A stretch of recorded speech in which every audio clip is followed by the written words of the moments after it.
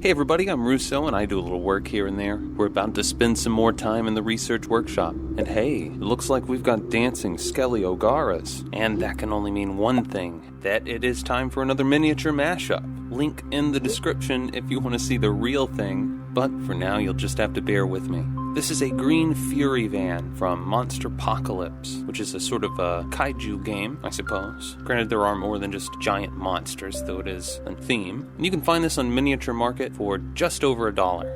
Now the first step for me is going to be to pop this off of the base, so I can stick it on a hex base later on. And I'm also going to have to do something about this big gun on the top. And for all of that, I'm going to use a combination of flush-cut plastic snips, the sort you might get from Citadel, and various Dremel bits, just whatever seems to get the job done. And in the course of doing this, I found out that this particular miniature is made of clear plastic, which is, a thing. It's really inconsequential, but whatever. It's neat.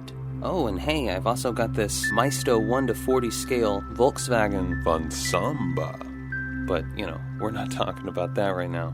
Anyway, from this point, I gotta start painting it to make it look like a turtle van, because, it's already part of the way there, and while it doesn't look 100% like any of the turtle vans that we've seen, it's sort of an interesting combination of a few of the different designs. So, as far as the painting's concerned, it's my usual process. This time, I'm starting with black and just giving it multiple thin coats until most, if not all, of the old color is gone. Luckily, the paint wasn't very thick on this to begin with.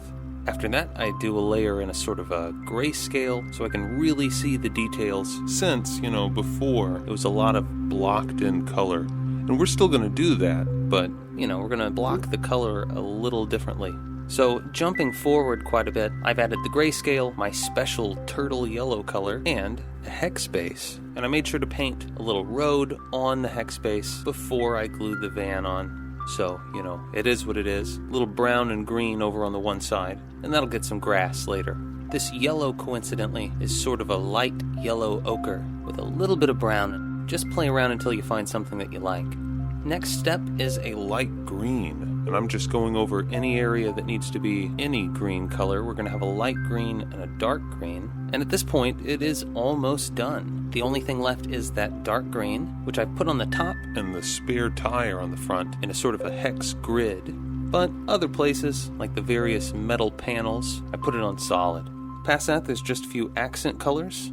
Some gray here and there, white for the headlights and the little mouth bit on the front bumper, and the tiniest bit of red. And with the clear coat and the addition of the grass just off of the road, I'm going to call this little guy done. $1, some clippers, and a little bit of paint. That's what I call a miniature mashup. Of course, this is not quite done. I still got that Maisto Samba van, and I'm pretty sure that I can use this 6mm scale version to plan out that 28mm scale one. Of course, that'll have to be in part 2, I suppose. And that is pretty much that. Anyway, if you thought this was fun, what I said at the beginning goes double for you. Link in the description. Do yourself a favor, just click on it. If you don't, the skelly Ogaras are gonna come back. So until next time, you've been watching Research Workshop on Russo Works, and I'm Russo, out.